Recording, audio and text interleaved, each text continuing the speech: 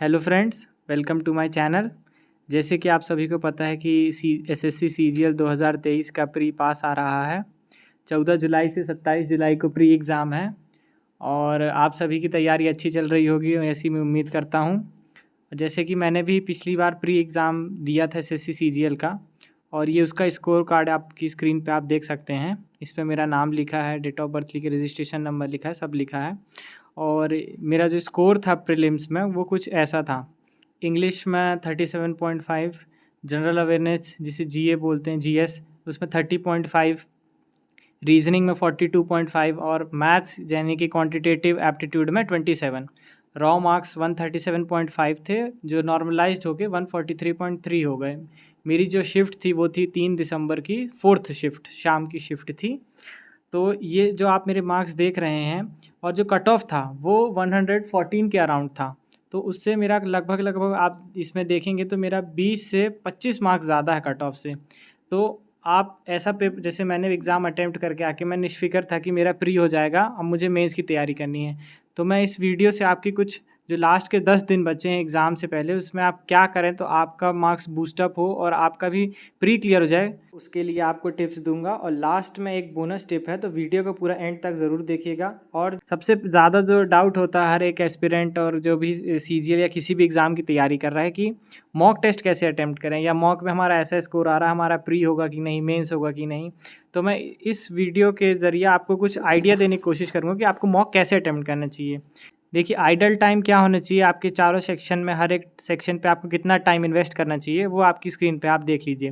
देखिए, हर सेक्शन में 3 से, जैसे जनरल अवेयरनेस मैंने 3 से 5 मिनट लिखा है, तो जिसको जनरल अवेयरनेस आता है तो वो 3 मिनट में कर सकता है। जो थोड़ा टाइम वेस्ट कर रहा है, 5 मिनट कर रहा है, तो उसको बाकी सेक्शंस में या इंग्लिश, रीजनिंग में वो टाइम बचाना पड़ेगा। इसलिए हर सेक्शन में मैंने थोड़ा थोड़ा मार्जिन लेके चला हूँ। क्या हो सकता है आप रीजनिंग में 20 मिनट इन्वेस्ट कर रहे हो, तो आपको इंग्लिश में 7 मिनट और जनरल में 3 से 4 मिनट में ख़त्म करना पड़ेगा, ताकि आपको मैथ्स के लिए टाइम बच जाए।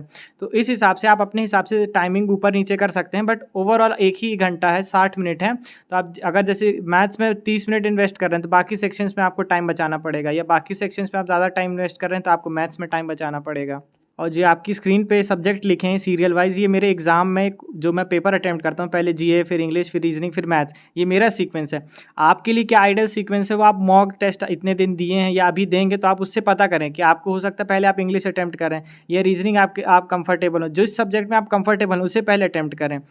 ऐसे पेपर अटैम्प्ट ना करें कि जैसे एग्ज़ाम शुरू हुआ और पहले ही मैथ्स खुल गया तो हम मैथ्स ही अटैम्प्ट करने शुरू, नहीं, जो आपका कंफर्ट सेक्शन हो पहले उस सेक्शन पे जाइए। ऊपर से आप चारों सेक्शन में किसी में भी स्क्रॉल कर सकते हैं, कोई सेक्शन टाइमिंग होता नहीं है। तो जो आपका कंफर्ट सेक्शन हो उससे शुरू कीजिए एग्ज़ाम देना। अब जैसे कि एग्ज़ाम में बहुत कम दिन बचे हैं, तो मैं आपको कुछ हर सब्जेक्ट के कुछ टॉपिक्स बता देता हूँ कि अगर आप उतना कर लेंगे तो मेजर पोर्शन जो 25 में से 18 से 20 क्वेश्चन है वो आपसे बन जाएंगे। और प्री के मार्क्स तो जुड़ने नहीं हैं, हमें सिर्फ कट ऑफ क्लियर करना है। तो इंग्लिश में आप जैसे टॉपिक्स देखेंगे, कॉम्प्रीहेंशन या क्लोज टेस्ट, ग्रामर के rules, active passive voice, direct indirects, idioms and phrases, one word substitute, अगर आप इतना ही कर लेंगे तो आपके मोर देन सफिशिएंट इंग्लिश में अच्छा स्कोर करने के लिए। जो जैसे कि एक्टिव, मेरे इंग्लिश में आपने शुरू में जो मेरी मार्कशीट देखी होगी उसमें मेरे इंग्लिश में कम मार्क्स थे, क्योंकि जो एक्टिव पैसिव और डायरेक्ट इनडायरेक्ट है वो मैं पढ़ के नहीं गया था, वो वाले सारे मेरे क्वेश्चंस गलत हो गए थे। बात करें नेक्स्ट सेक्शन की, रीजनिंग की, तो देख आप जो मॉक दे रहे हैं उसमें आप, रीजनिंग जो है हमारी बाय डिफ़ॉल्ट अच्छी होती है, हर किसी की लगभग एवरेज तो होती ही है। ऐसा नहीं कि अब हम थोड़ा बहुत भी लॉजिकल रीजनिंग नहीं कर पा रहे हैं, तो इस सेक्शन में हमें ज़्यादा टाइम इन्वेस्ट करने की ज़रूरत नहीं है। जब आप मॉक दें तो उसे एनालाइज़ कीजिए कि उस मॉक में आपके कौन से टॉपिक्स ऐसे हैं रीजनिंग के जो गलत हो रहे हैं, क्योंकि रीजनिंग के जो 25 क्वेश्चन है वो आपके लिए बोनस है। आपको उसमें 45 प्लस 40 प्लस स्कोर करना पड़ेगा ताकि आप इजीली कट ऑफ क्लियर कर सकें, और जब आप प्री दे के आएँ तो बिंदास एकदम मेंस की तैयारी कर सके, आपको आंसर की का वेट, रिजल्ट का वेट, नॉर्मलाइजेशन का, इस सब का ना करना पड़े। देखिए, रीजनिंग में कुछ टॉपिक्स हो जैसे नंबर एनालॉजी होता है या डाइस वगैरह होता है, ये सब 5 से 10 सेकंड के क्वेश्चंस होते हैं, डाइस और एम्बेडेड फिगर्स वगैरह वाले। नंबर एनालॉजी कई लोगों को दिक्कत जाती है, तो आप उसके लिए क्या कर सकते हैं कि आप यूट्यूब पे जाके सर्च कीजिए number analogy for SSC exams. तो जो भी वीडियो आपको उसमें अच्छा लगता है आप उसको देख सकते हैं। आप उससे एक पैटर्न देख सकते हैं कि एसएससी किस पैटर्न पे क्वेश्चंस पूछता है, और आप उससे प्रैक्टिस कर सकते हैं। रीजनिंग में आप एक दिन में 50 से 60 मिनट यानी कि 1 घंटा से ज़्यादा आप वेस्ट मत कीजिए अपना। बाकी सब्जेक्ट्स पढ़ने पे ध्यान दीजिए, क्योंकि रीजनिंग में आप 20 क्वेश्चन ईजिली कर लेंगे। जो 5 क्वेश्चन आप बचेंगे जो थोड़े टफ होंगे हर टॉपिक से, उन क्वेश्चंस में आपको हो सकता है थोड़ी दिक्कत जाए, जिसके लिए आपको थोड़ी एक्स्ट्रा एफर्ट डालने पड़े। इसलिए आप 50 से 60 मिनट से ज़्यादा एक दिन में वेस्ट मत कीजिए रीजनिंग पे। नेक्स्ट सेक्शन की बात करें तो मैथ्स। देखिए मैथ्स में जो होता है, जैसे कि कोई जो नॉन मैथ्स बैकग्राउंड से या नॉन इंजीनियरिंग बैकग्राउंड से है, या जिसने एसएससी की तैयारी अभी शुरू की है, उसके लिए मैथ सेक्शन बहुत ही डिफ़िकल्ट होता है। जैसे कि मेरे लिए भी था, क्योंकि डिफ़िकल्ट इसलिए होता है कि क्वेश्चंस डिफ़िकल्ट नहीं होते, टाइम कम होता है इसलिए डिफ़िकल्ट होता है। देखिए कुछ टॉपिक्स जो आपकी स्क्रीन पे आप देख पा रहे हैं, इन टॉपिक्स को आप प्रिपेयर कर लेंगे तो आपका जो मैक्सिमम पोर्शन है 25 में से 15 से 17 क्वेश्चंस आप इजीली कर लेंगे। इन टॉपिक्स को अगर आप अच्छे से प्रिपेयर कर लें, या इन टॉपिक्स के आप बेसिक भी पढ़ लें, जैसे कि मेंसुरेशन इस पे नहीं है तो मेंसुरेशन के अगर आप फॉर्मूला वगैरह भी जब बस पढ़ के चले जाएंगे ना, तो एक दो क्वेश्चन ऐसा आ ही जाता है कि सिर्फ आपको फॉर्मूला में वैल्यूज पुट करनी है, कैलकुलेट करना है और आंसर टिक करना है। जो टॉपिक्स यहाँ लिखे हैं उनमें से हो सकता है कुछ टॉपिक्स आपको पहले से आते हों, कुछ टॉपिक्स में आपको पढ़ने की ज़रूरत ना हो, जैसे कि रेशियो प्रोपोर्शन हो सकता है, टाइम एंड वर्क हो सकता है, ट्रिग्नोमेट्री हो सकता है। तो हो सकता है आपको इनमें से 3 से 4 टॉपिक ऑलरेडी आते हों, बाकी 2 से 4 टॉपिक्स में आपको मेहनत करनी हो। और देखिए अब 10 दिन बचा, अब इन टॉपिक्स का आप बैठ के बेसिक्स को ब्रश अप नहीं कर सकते। आपने जितने दिन पढ़ा है, प्रैक्टिस किया है, उसी को आपको इम्प्रोवाइज़ करना है, और एग्ज़ाम में आप उसको कैसे प्रेजेंट करते हैं वो मैटर करता है। देखिए मैथ्स एक ऐसा सेक्शन है जिसमें आपको आंसर नहीं भी पता तो आपके सामने 4 ऑप्शन होते हैं। आप रिवर्स इंजीनियरिंग नाम की एक प्रोसेस होती है, मतलब हम क्वेश्चन से आंसर पे जाते हैं, बट कुछ क्वेश्चंस जैसे आपसे नहीं सॉल्व हो रहे तो आप आंसर से क्वेश्चन तक जाने की कोशिश कीजिए कि ये ऑप्शन दिया है, इससे सॉल्व करने पे क्या ये जो क्वेश्चंस में दिया है वो सेटिस्फाई हो रहा है कि नहीं। तो आपके जो क्वेश्चंस ज़्यादा अटेम्प्ट करने के चांस हैं वो बढ़ जाएंगे, और आपके मार्क्स जो हैं वो ऑटोमेटिकली इंक्रीज़ हो जाएंगे।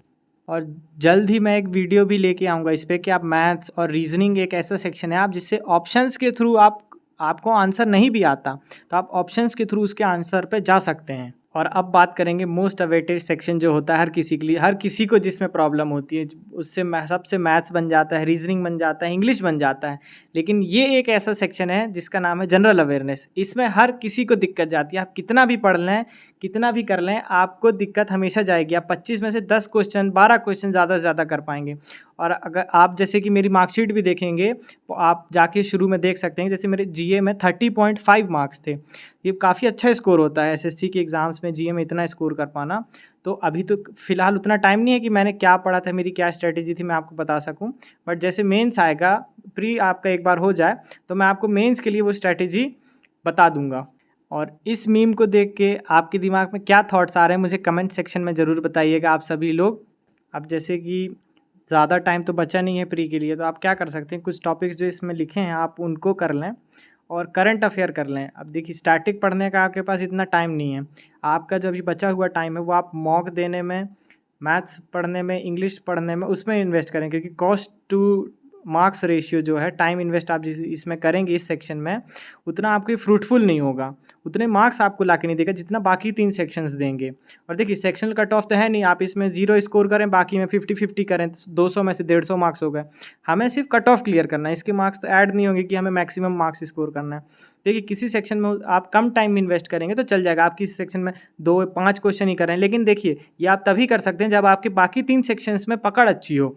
तो इसलिए अगर आपकी बाकी 3 सेक्शंस में पकड़ अच्छी नहीं है तो इस सेक्शन पे थोड़ा टाइम इन्वेस्ट कीजिए। तो आप क्या कर सकते हैं कि करंट अफेयर जो है लास्ट 3-4 मंथ्स का वो आप पढ़ सकते हैं, क्योंकि उससे ज़्यादा आप रिटेन नहीं कर पाएंगे। अब देखिए टाइम भी कम बचा है, तो आप क्या कीजिए, रोज़ एक करंट अफेयर का वीडियो देख लीजिए। अभी जैसे मई का देख लीजिए, जून का देख लीजिए, अप्रैल का देख लीजिए, मार्च का देख लीजिए, और उन्हीं वीडियोस को एक एक बार रिवाइज़ कर लीजिए।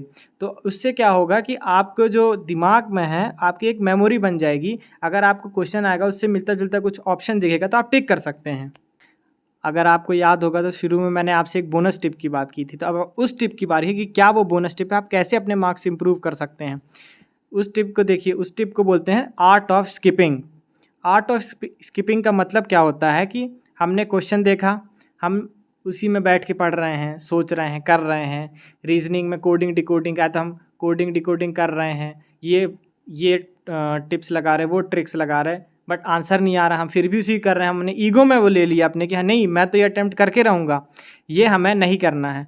आर्ट ऑफ स्किपिंग का मतलब है कि हम बस वो क्वेश्चन दिखा, हमने 2 बार उस क्वेश्चन को हमने 2 बार अटैम्प्ट किया, तीसरी बार उसको करने की गलती नहीं करना, हमें उसे तुरंत स्किप करना है। और जीए वगैरह में मैं रीजनिंग में, इंग्लिश में आपको ऐसा कोई क्वेश्चन, जैसे कोई ऐसा एंटोनिम सिनोनिम आ गया कि आपने कभी वो शब्द सुना ही नहीं है, तो उसका सोचने में, ऑप्शंस के थ्रू करने में टाइम वेस्ट नहीं करना है, हमें क्या करना है, तुरंत स्किप करना है।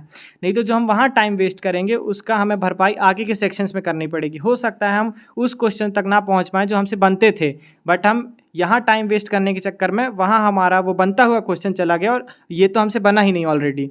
तो आर्ट ऑफ स्किपिंग जो है ये बहुत इंपॉर्टेंट है। आपको स्किप करते आना चाहिए कि हम मेरे से ये क्वेश्चन बनेगा, ये नहीं बनेगा, या ये मेरे से बन जाएगा बट अभी मेरे पास टाइम नहीं है, ये लंबा है, इसमें छोटे छोटे क्वेश्चंस कर लेता हूँ। तो जो क्वेश्चन आपको लग रहा है कि मेरे से बन जाएगा बट ये टाइम लेगा, तो उसे मार्क फॉर रिव्यू कर लें, ताकि आप बाद में उस सेक्शन में आएँ तो वो क्वेश्चन को आपको ढूंढना ना पड़े, आपको दिख जाए कि हाँ ये मैंने मार्क फॉर रिव्यू किया था, इसी क्वेश्चन पर मुझे जाके इसको अटैम्प्ट करना है। और पूरे पेपर में ऐसे 10 से 12 क्वेश्चन मत कर लीजिए कि मार्क फॉर रिव्यू, आप ढूंढते ही रह जाएंगे, दो इसके, ऐसा नहीं कीजिएगा। मोस्टली आप 3 से 4 क्वेश्चन ही मार्क कीजिएगा कि मार्क फॉर रिव्यू मुझे। और ये भी मैं मैथ्स के और रीजनिंग के लिए बोल रहा हूँ। इंग्लिश और जीएस में एक बार आपने जो अटैम्प्ट कर दिया वो सेक्शन को, उसके बाद उस सेक्शन में दोबारा जाके टाइम वेस्ट नहीं करना है। और लोग जो है बहुत डिमोटिवेट होते हैं अपने मार्क्स को लेके कि मेरे 80 ही आ रहे हैं, 90 ही आ रहे हैं, 100 ही आ रहे हैं, 110 ही आ रहे हैं, 15 ही आ रहे हैं, एग्ज़ाम में मेरे से हो पाएगा कि नहीं, क्या होगा। देखिए ये मेरे कुछ जो मैंने टेक्स्ट बुक पे मॉक्स दिए थे उसके मार्क्स हैं। जो मैंने सबसे पहला मॉक दिया था उसमें मेरे 81 मार्क्स आए थे। उसके बाद धीरे धीरे जैसे जो मैंने आपको पीछे टिप्स एंड ट्रिक्स बताई और जो टॉपिक्स बताए हैं उनको मैंने पढ़ा, उनके मैंने बेसिक्स पढ़े, उनको मैंने प्रैक्टिस किया, तो धीरे धीरे देखिए ये मेरा स्कोर जो है वो इंक्रीज़ होने लगा। 108, 112, 117 जो है मेरा हाईएस्ट स्कोर था मॉक्स में। और लेकिन जो एग्ज़ाम में है वो आप देख सकते हैं कि मेरा कितना स्कोर आया था। 137.5 जो है मेरा रॉ स्कोर था। ये देखिए आप देख सकते हैं 137.5 मेरा रॉ स्कोर था, जो कि नॉर्मलाइज होकर 143 था। अब आप देखिए, खुद देखिए कि 117 मेरा हाईएस्ट मार्क्स था मॉक में, और एक्चुअल एग्ज़ाम में मेरे 20.5 मार्क्स ज़्यादा आए हैं मेरे मॉक के कंपैरिजन में।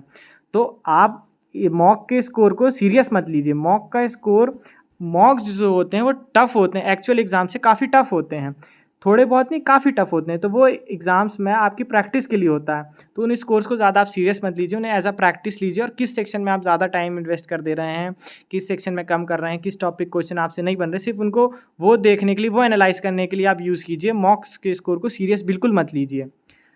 आई होप आपको ये इन्फॉर्मेशन अच्छी लगी होगी, और अगर आपको अच्छी लगी हो तो अपने दोस्तों के साथ, अपने घर वालों के साथ, सबके साथ शेयर कीजिए। और टेलीग्राम का लिंक आपको नीचे डिस्क्रिप्शन में मिल जाएगा, उसे ज्वाइन कर लीजिएगा। आपको सारी इन्फॉर्मेशन वहीं मिलेगी एग्ज़ाम से रिलेटेड और अपकमिंग वीडियो से रिलेटेड जो मैं बनाऊंगा मैथ्स और रीजनिंग को लेके।